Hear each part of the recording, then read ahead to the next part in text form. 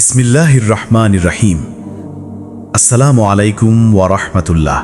প্রিয় ভাই ও বোনেরা, আজকে আমরা যে বিষয়ে কথা বলবো সেটা সময়ের সবচেয়ে মূল্যবান বিষয়। এমন একটি সময় যা একবার চলে গেলে আর কখনো ফিরে আসে না। এমন একটি সময় যেখানে তুমি গড়তেও পারো, আবার ভেঙেও ফেলতে পারো নিজের ভবিষ্যৎ। এই সময় 25 থেকে 34 বছর বয়স।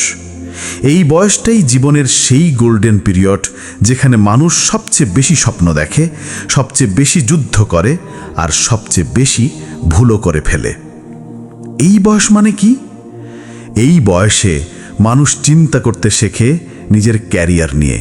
সংসার, ব্যবসা, চাকরি, সন্তান সব কিছু একে একে জীবনে আসে এবং এই বয়সেই মানুষকে নিজের জীবনের দিক নির্ধারণ করতে হয়। অথচ এই বয়সে শয়তানও বসে থাকে না। সে তোমার সামনে সাজিয়ে রাখে রঙিন দুনিয়া, হারাম সম্পর্ক, গ্ল্যামার, টাকা আর ফিতনায় ভরা লাইফস্টাইল। তাহলে ইসলামের দৃষ্টিতে এই বয়স কতটা গুরুত্বপূর্ণ? ভাই ও বোনেরা, ইসলাম কোনো বয়সকেই অবহেলা করে না, কিন্তু তরুণ বয়সে, যৌবনে যে ব্যক্তি আল্লাহর পথে থাকে তার মর্যাদা আলাদা। হাদিস: কিয়ামতের দিন 7 শ্রেণীর মানুষ আল্লাহর আরশের ছায়াতলে থাকবে, যেদিন কোনো ছায়া থাকবে না। তাদের একজন সেই যুবক যে তার যৌবন আল্লাহর ইবাদতে কাটিয়েছে।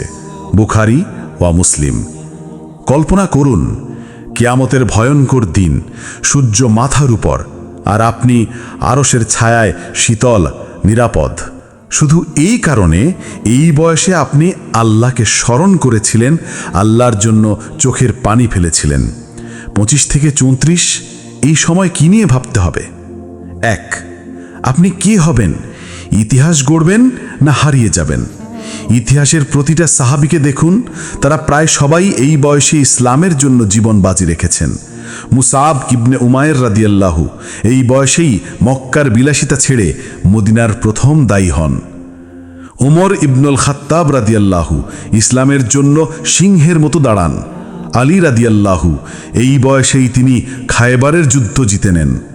আর আজ আমরা কি করছি? হারাম ভিডিও, প্রেম, ইনস্টাগ্রাম, টিকটক, হেডফোনে গান, এটাই কি জীবন? 2. এই বয়সে সময়ের মূল্য বোঝা জরুরি।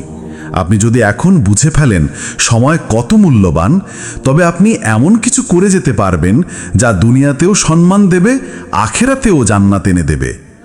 আল কুরআনে বলা হয়েছে, সময় এবং শপথ, মানুষ অবশ্যই ক্ষতিতে রয়েছে। সূরা আসর। এই আয়াত শুধু বয়স্ক মানুষদের জন্য নয়, এটা তোমার জন্য, আমার জন্য, তরুণদের জন্য। আপনি যদি এই কথা বুঝে ফেলেন, তবে আপনি বুঝেই যাবেন সময়টা কত মূল্যবান।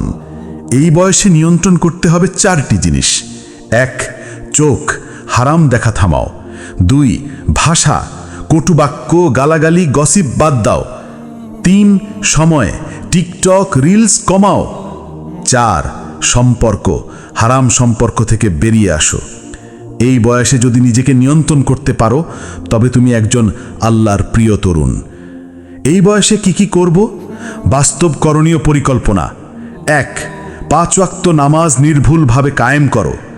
নামাজে নিজেকে প্রতিষ্ঠিত করতে পারলে জীবনের অনেক ফিতনা আপনি সহজে কাটিয়ে উঠতে পারবেন। 2. প্রতিদিন কুরআনের সঙ্গে সময় কাটাও। কমপক্ষে 10 মিনিট কুরআন তিলাওয়াত বা অর্থ বুঝে পড়া শুরু করো। 3. আত্মশুদ্ধি ও ইস্তেগফার চর্চা করো।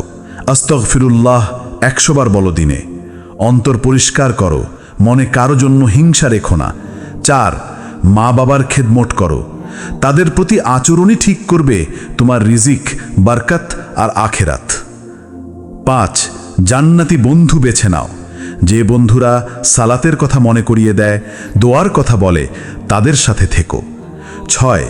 সোশ্যাল মিডিয়া ব্যবহারে নিয়ন্ত্রণ আনো।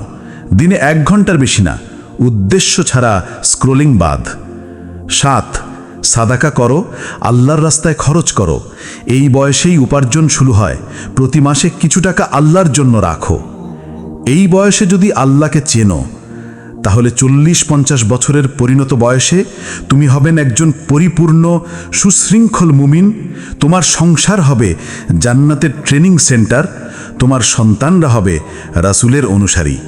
আর যদি এই বয়সেই হারিয়ে যাও, তাহলে বয়সের সঙ্গে শুধু শরীরই দুর্বল হবে না, বরং আত্মা শুকিয়ে যাবে। একটু চিন্তা করো ভাই, একদিন এই চুলগুলো পেকে যাবে, এই চোখে চশমা বসবে, এই হাতে কাঁপুনি ধরবে, এই পা তোমাকে মসজিদে নিতে চাইবে কিন্তু শরীর সাড়া দেবে না। আর তখন তুমি চেয়ে চেয়ে দেখবে, হায় যদি আমি 25 থেকে 34 বছর বয়সে আল্লাহর পথে আসতাম। শেষ কথা, এই বয়সে যদি নিজেকে বদলে ফেলতে পারো, তোমার জীবন বদলে যাবে। তুমি হবে একজন আল্লাহর বান্দা, যার নাম আখিরাতে উচ্চারিত হবে সম্মানের সাথে। আজ তুমি আল্লাহকে ডাকো, কাল কিয়ামতের ময়দানে আল্লাহ তোমার নাম ডাকবেন, বলবেন, এই সেই তরুণ যে আমাকে তার যৌবনে ভালোবেসেছিল।